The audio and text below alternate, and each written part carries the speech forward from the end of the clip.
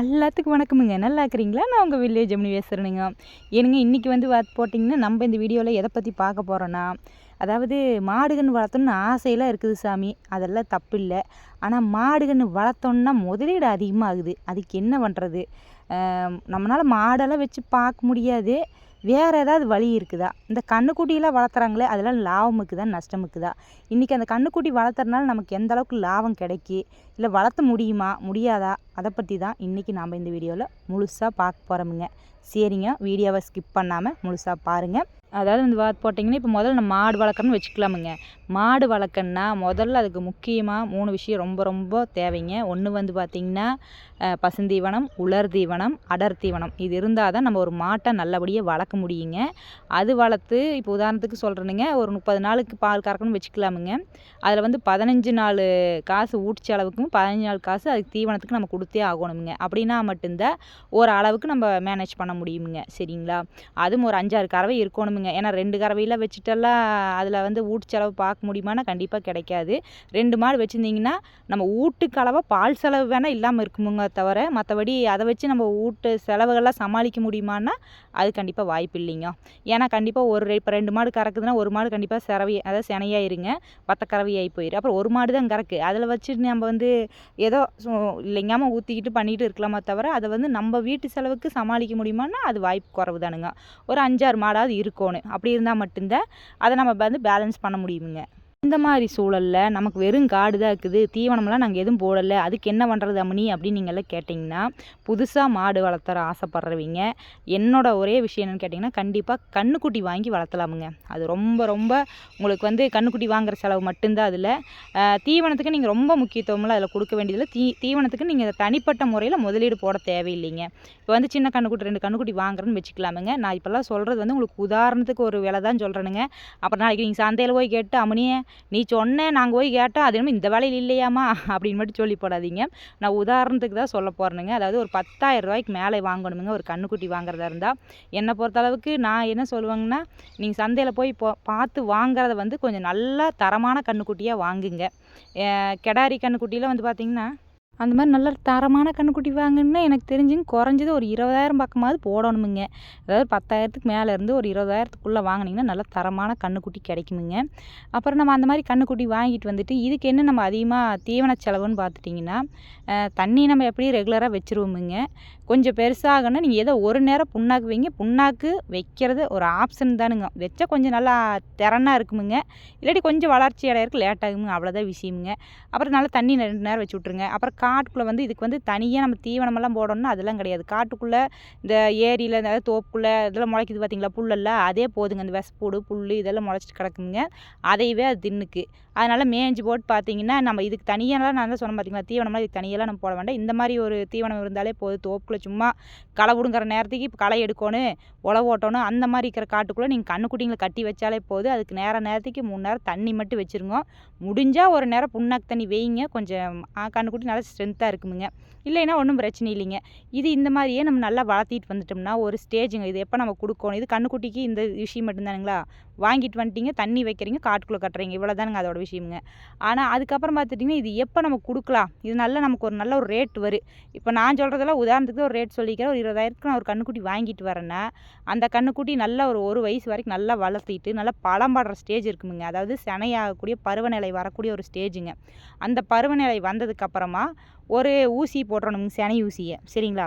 சினை ஊசி போட்டு ஒரு 2 மாதம் இல்லை 3 மாதம், நீங்கள் 2 மாதங்கிறதெல்லாம் கம்மி தானுங்க. ஒரு 3 மாதம் கழித்து நீங்கள் அந்த கன்றுக்குட்டியை அதாவது கெடாரி கன்றுக்குட்டியை சினையோடு கொடுத்தீங்கன்னா குறைஞ்சது கண்டிப்பாக ஒரு 50,000த்துக்கு, இன்னும் சொல்லப்போனால் ஒரு 40,000த்துக்கு கம்மி இல்லாமல் தான் போகுங்க. சரிங்களா?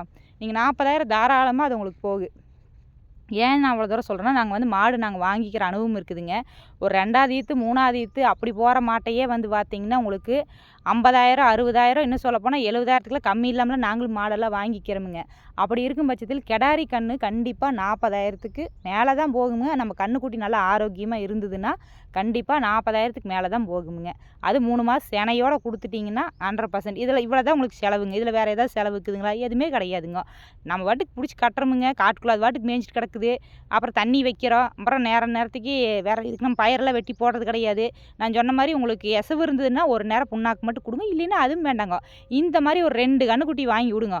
ஒரு வருஷத்தில் உங்களுக்கு அது டபுளாக தான் உங்களுக்கு டபுளாக தாங்க இதுக்கு வருமானம் வரப்போகுதுங்க. மற்றபடி இதுக்கு நம்ம அதிகமாக நேரம் செலவிடுறதோ இல்லை நம்ம முதலீடு அதிகமாக செலவிடுறதோ எதுவுமே கிடையாதுங்க. அப்புறம் மறுபடியும் நீங்கள் அதே சந்தையில் கொண்டு போய் நீங்கள் சந்தையில் இல்லை மாட்டு வியாபாரிட்ட சொன்னாலே அவங்களே வந்து திருப்பி மாடு சினையாக இருக்குதுன்னா அதுக்கு தகுந்த மாதிரி வாங்கி உங்களுக்கும் அந்த விலை எசவாக இருந்தால் அவங்களுக்கும் அந்த விலை கட்டுப்படி ஆகிடுச்சுன்னா கண்டிப்பாக வாங்கிட்டு போயிடுவாங்க. திருப்பியும் நீங்கள் என்ன பண்ணுறீங்க, அந்த 2 கன்றுக்குட்டி விற்ற இடத்துல மறுபடியும் காசு ஒரு மாட்டோட காசு உங்கள் கையில் நிற்கி திருப்பி ஒரு மாட்டை விற்றீங்க பார்த்தீங்களா, ஒரு 40,000க்கு நம்ம உதாரணத்துக்கு சொல்கிறேன், திருப்பி அதில் ஒரு 2 கன்றுக்குட்டி வாங்கி விடலாமுங்க. இப்படி நீங்கள் மாற்றி பண்ணிகிட்டு இருக்கும்போது அதில் உங்களுக்கு தனியாக ஒரு வருமானம் வந்துக்கிட்டே இருக்குமுங்க. இது தான் விஷயம். இதுக்கு வந்து நம்ம தனியாக மாடு எல்லாம் வச்சு வளர்த்தி ஒரு அனுபவம் இருக்கணுமா அப்படிலாம் கிடையாதுங்க. இது புதுசாக நீங்கள் ஆரம்பிக்கிறவங்களா இருந்தாலுமே நான் சொன்ன மாதிரி தீவனம் போடுற கெசவு இல்லை, பஞ்சு வாங்கி போட முடியாது, மக்காணி வாங்கி போட முடியாது, மாவு அரைச்சி போட முடியாது, அதே மாதிரி புண்ணாக்கு வாங்கி போட முடியாது. இப்படிங்கிறவங்க எல்லாத்துக்குமே இது ரொம்ப ஈஸியான ஒரு வழிங்க. நீங்கள் கன்றுக்குட்டி வாங்கி வளர்த்தி அதை செனையூசி பருவநிலை வந்தது செனையூசி போட்டு நீங்கள் விற்றீங்கன்னா கண்டிப்பாக கன்றுக்குட்டியில் உங்களுக்கு நஷ்டம் வராது, லாபம்தான் வருங்க. இவ்வளோதான் விஷயமுங்க. சரிங்களா? நீங்கள் இதில் ஒன்று தான் கவனிக்க வேண்டியது என்னென்னு கேட்டிங்கன்னா, கன்றுக்குட்டி நீங்கள் பக்கத்து தோட்டத்தில் சொல்லி வச்சு வாங்கினாலும் சரிங்க, இல்லை நீங்கள் நேரடியாக சந்தையில் போய் வாங்கினாலும் சரி, இல்லை மாட்டு வியாபாரிங்கிட்ட யார்கிட்டயாவது சொல்லி வச்சு வாங்கினாலும் சரி, நல்ல தரமான கன்றுக்குட்டியாக பார்த்து வாங்கிக்கோங்க. சரி அம்மனியே, கன்றுக்குட்டியில் நீ சொன்ன மாதிரிலாம் நாங்கள் வாங்கிடுறோம். ஆனால் ஏன் நான் திருப்பி சொல்கிறேன், இது புதுசாக வளர்த்துறவங்களுக்காக சொல்லிட்டு இருக்கிறேனுங்க. அப்போ அவங்க கேட்பாங்க, கன்றுக்குட்டி பருவநிலை வந்துருச்சுன்னு எங்களுக்கு எப்படி தெரியும்னு. இதை பற்றி நான் ஏற்கனவே நிறைய வீடியோவில் சொல்லியிருக்கிறேன். இருந்தாலும் இப்போ பார்த்துட்டு இருக்கிற என்னோடய சப்ஸ்கிரைபர்கள், அதாவது புதுசாக மாடு வாங்கி வளர்த்தணும்னு நினைக்கிறவங்களுக்காக ஒரு விஷயம்னு சொல்லிடுறேனுங்க. கரெக்டாக கன்றுக்குட்டி வாங்கி 1 வயசு ஆயிருமுங்க. 1 வயசு பருவநிலை வந்துரு. அதே மாதிரி வந்து பார்த்திங்கன்னா நம்ம ஊர் பக்கம்லாம் முடையடிக்குதுன்னு சொல்லுவோமுங்க. அது வந்து பார்த்துட்டிங்கன்னா இந்த பெண் உறுப்புலேருந்து ஒரு விதமான ஒரு திராவம், அதாவது ஒரு தண்ணி மாதிரி ஒன்று வருமுங்க. அது வந்துச்சுன்னா அது வந்து கரெக்டான ஸ்டேஜில் நிற்குதுன்னு அர்த்தம். அப்போ நீங்கள் மருத்துவரை வர சொல்லி செனையூசி போடலாமுங்க. ஆனால் முக்கியமான விஷயம், நீங்கள் செனையூசி போட்டதை எந்த தேதியில் போட்டிருக்கன்னு மட்டும் அதை மறக்காமல் எழுதி வச்சுருங்க. சரிங்களா? ஏன்னா அதை வச்சு தான் நீங்கள் 3 மாதம் கழித்து அதை ஒரு கால்குலேஷன் பண்ண முடியும்.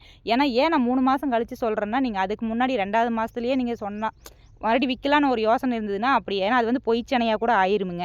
அதனால தான் 3 மாதம் அதை வந்து விற்கலாமுங்க. அதனால தான் நான் திருப்பி சொல்கிற ஒரு விஷயம் தான், 3 மாதம் வரைக்கும் வெயிட் பண்ணி பார்த்துட்டு அதுக்கப்புறமா நீங்கள் அந்த கன்றுக்குட்டியை வந்து சேல் பண்ணிடலாமுங்க. இப்போ நீங்களே சொல்லுங்கள், இதனால் நமக்கு லாபமா நஷ்டமா? கண்டிப்பாக லாபம் தானுங்க.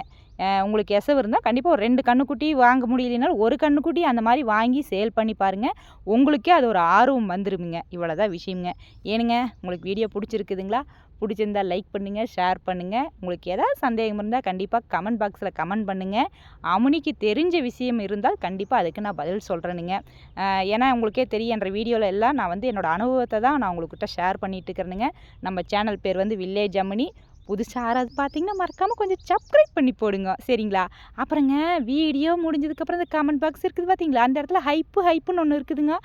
அதையும் கொஞ்சம் மறக்காமல் கொடுத்தீங்கன்னா அம்மனி ரொம்ப சந்தோஷப்படுவனுங்க. சரிங்க, போயிட்டு வரட்டுங்களா? நானும் பாருங்க இந்த கன்றுக்குட்டியில் அக்கட்டாலெல்லாம் மாற்றி கட்டலாமுங்க. எல்லாம் தண்ணி கட்டியாச்சு. நீ எல்லாம் கொஞ்சம் அப்படியே வெயில் வர்ற மாதிரி இருக்குது, நல்லா கட்டிட்டு போயிட்டு வரணுங்க.